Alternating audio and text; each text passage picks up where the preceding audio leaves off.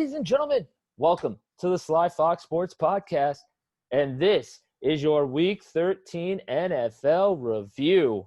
And buddy, did we have some doozies on Sunday, and did we have some lopsided games on Sunday? Jesus Christ! All right, at you, Chargers. yeah, looking at you, Chargers. Jesus, Cretins. fucking ridiculous. Fucking hell. First game we'll talk about is the New Orleans Saints and the Atlanta Falcons, and Taysom Hill gets another win. What do you think? I don't know. This was close. I don't like how it was so close. It shouldn't have been so close. It's because Matt Ryan didn't make any mistakes. Yeah. He wasn't fantastic in terms of completion, 19 of 39, and only one touchdown thrown, but he didn't make any mistakes. There were no picks. And when he doesn't make mistakes, the Falcons are always in with an opportunity. It's kind of as simple as that, really. Yeah. If Todd Gurley can get the running game going early, Matt Ryan doesn't make mistakes, they're always going to be a shout. I picked the Falcons, actually, for this game. I said, didn't I, in the last one, the Saints will likely win, but I really liked the idea of the Falcons in a divisional game, particularly as their season's pretty much done, bar a minor miracle. So, obviously, I was sitting there thinking, they could really do some damage here. And the Saints, obviously, still winning games, looking very good now, 10-2.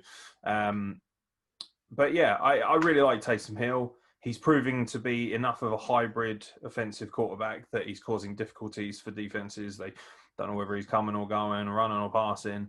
And he's got enough on every side and every facet of the game to get the win. And he looked very competent in this game. I must admit, I do like the way the Saints are playing, and they're doing it irregardless of who's there. Drew Brees is allegedly close to a comeback as well. And he's the kind of guy who can come straight back in with the elite arm. And they can still use Taysom Hill to their advantage as well. It's not like Taysom Hill will just go and sit on the fucking bench. He'll still be there for the crazy option plays, the fake punts, all those kind of crazy things. He can just do anything, really, and he's still a highly effective running source for them as well, particularly if Alvin Kamara doesn't play or doesn't click in the way you would like him to play. I think Alvin Kamara, touchdown again.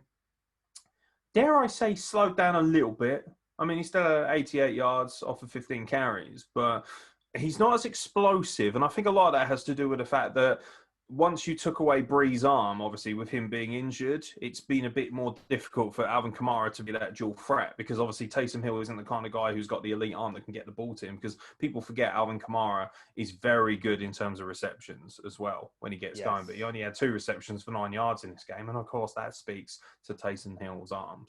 But hey, the Saints, you keep on trucking, 10-2, it's looking very likely that you're going to be rolling it. I mean, it's going to be really hard for someone to muscle that it looks like they're number one seed off of them. Yeah, it looks like they're going to be the number 1 seed, if not, unless Green Bay can somehow pull it off. But I don't think I think the Saints have got it. They just got to keep chugging along. But then I've seen them go in at number 1 seed a few times over the past few seasons, or as a strong, playoff contender, and then just bin it first doors.